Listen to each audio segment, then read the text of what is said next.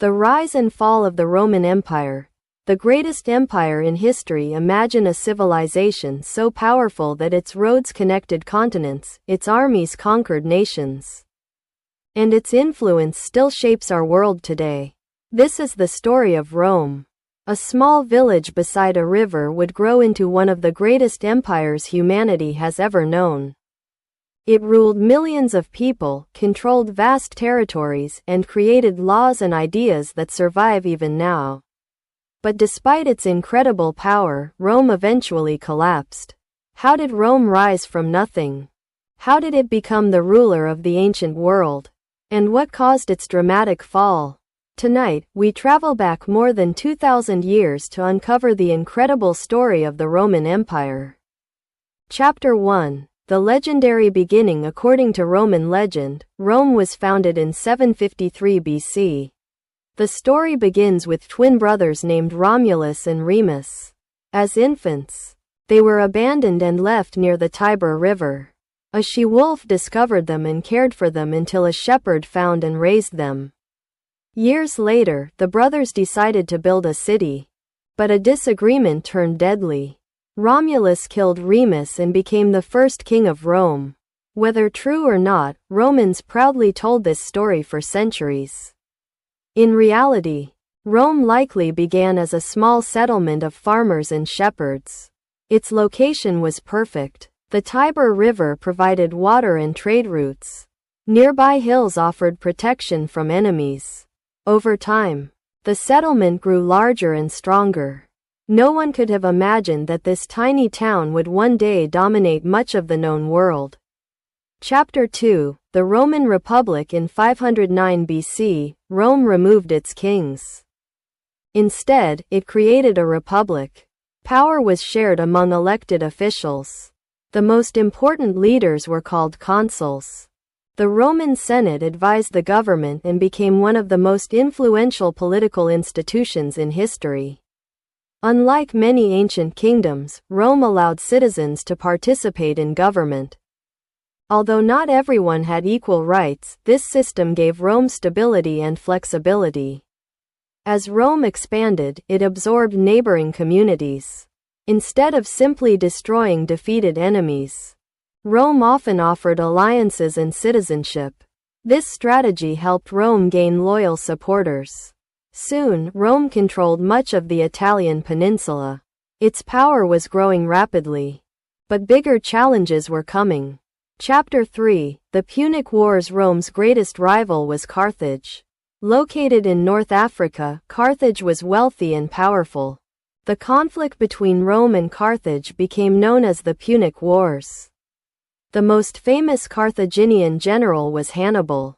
He achieved something almost impossible. Leading thousands of soldiers and war elephants, Hannibal crossed the Alps and invaded Italy. Many believed Rome would fall. Hannibal defeated Roman armies repeatedly. Yet Rome refused to surrender.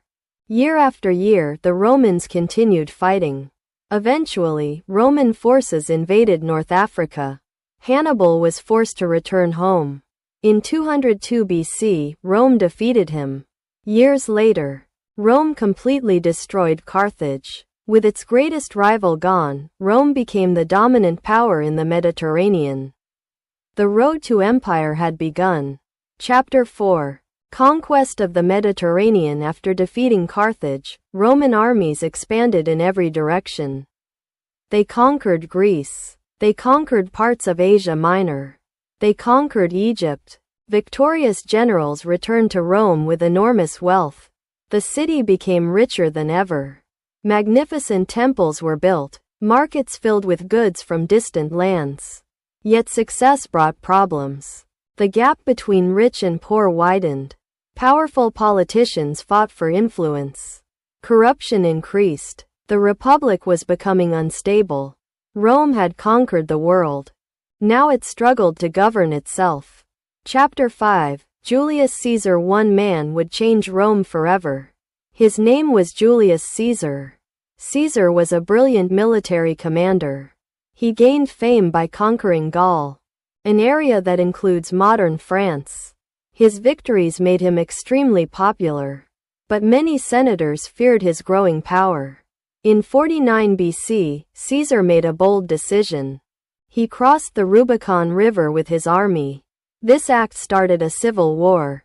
Caesar defeated his enemies and became Rome's most powerful leader. Eventually, he was declared dictator for life. Many Romans believed he wanted to become king. On March 15, 44 BC, a group of senators attacked him. They stabbed Caesar to death inside the Senate. The conspirators hoped to save the Republic. Instead, they plunged Rome into chaos. Chapter 6: The first emperor after Caesar's death, another struggle for power began. His adopted son Octavian emerged victorious. In 27 BC, Octavian became Augustus. He is considered the first Roman emperor. Under Augustus, Rome entered a period known as the Pax Romana. The Roman peace lasted for about 2 centuries. Trade flourished. Cities expanded. Roads connected distant regions. The empire became wealthier and more stable. Augustus transformed Rome. He famously declared that he found Rome a city of brick and left it a city of marble. The empire had reached a new golden age. Chapter 7: Life in the Roman Empire at its height. The Roman Empire stretched across Europe, North Africa, and the Middle East. More than 50 million people lived under Roman rule. Daily life varied greatly. The wealthy enjoyed luxurious homes and lavish banquets. Poor citizens often lived in crowded apartment buildings. Markets bustled with activity. Merchants sold spices, cloth, wine, and olive oil. Entertainment played a major role in Roman society. The Colosseum hosted gladiator battles. Chariot races attracted massive crowds. Public baths served as social centers. Rome was a vibrant and diverse civilization. Chapter 8: The Roman Army. The Roman army was one of history's most effective military forces. Roman soldiers trained relentlessly. Discipline was strict. Each legion functioned like a well-organized machine. Soldiers built roads, bridges, and forts. They could march long distances while carrying heavy equipment. Roman engineering gave armies significant advantages. The empire's borders were protected by thousands of troops. For centuries, Rome's military strength helped maintain order and security. Yet no army remains unbeatable forever. Chapter 9: Emperors of Glory and Madness. Not all Roman emperors were wise rulers. Some became famous for cruelty and extravagance. One of the most notorious was Nero. Stories claim he played music while Rome burned. Whether true or not, his reputation suffered greatly. Other emperors were even worse. Political assassinations became common. Civil wars erupted. At times, several men claimed the throne simultaneously. Yet Rome also produced remarkable leaders. Emperors like Trajan and Hadrian expanded and strengthened the empire. The fate of Rome often depended on who sat upon the throne. Chapter 10: The Rise of Christianity during the Roman Empire. A new religion emerged. Christianity began in the eastern provinces. At first, Roman authorities often persecuted Christians. Many believers were imprisoned or executed. Despite this, Christianity continued spreading. Its message attracted followers across the empire. In the 4th century, Emperor Constantine embraced Christianity. This decision transformed Roman history. Christianity gradually became the empire's dominant religion. Its influence would continue long after Rome itself disappeared. Chapter 11: The Crisis of the 3rd Century. During the 3rd century, Rome entered a period of severe crisis. Economic problems worsened. Inflation damaged trade. Civil wars erupted frequently. Foreign tribes attacked Roman borders. Emperors rose and fell rapidly. Some ruled only a few months before being killed. The empire seemed close to collapse. Many wondered if Rome's days were numbered. But for a time, reforms helped stabilize the situation. The empire survived. However, deeper problems remained unresolved. Chapter 12. Division of the empire. As challenges increased, governing such a vast territory became difficult.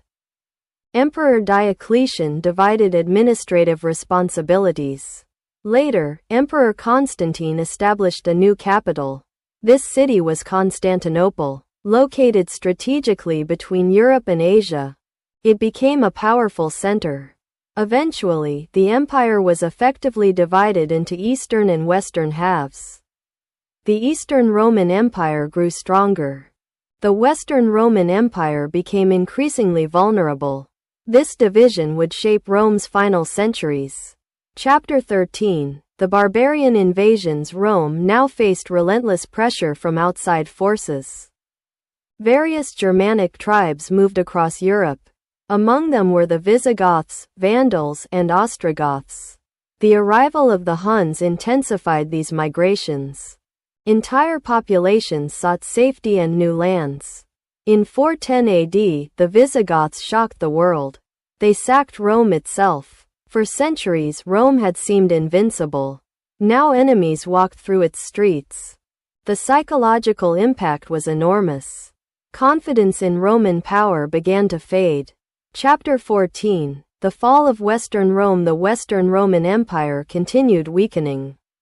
Economic difficulties persisted. Political instability remained constant. Military resources declined. Finally, in 476 AD, a Germanic leader named Odoacer removed the last Western Roman emperor.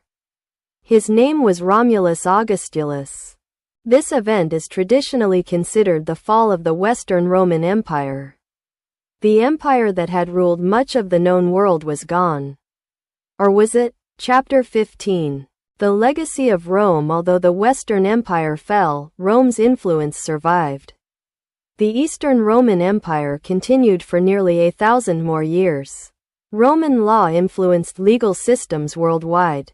Roman architecture inspired generations of builders. Latin evolved into languages such as Spanish, French, Italian, Portuguese, and Romanian. Roman engineering shaped future civilizations. Many governments borrowed ideas from Roman institutions. Even today, Rome's legacy surrounds us. The empire ended. Its impact never did. From a small village beside a river to the ruler of continents.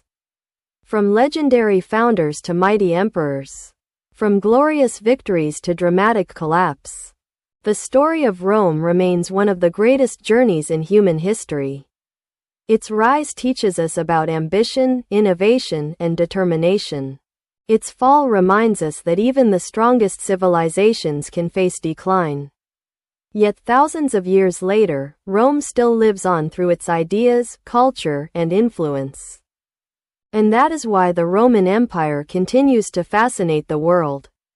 Thanks for watching. If you enjoyed this journey through history, don't forget to like, subscribe, and join us for more incredible stories from the past.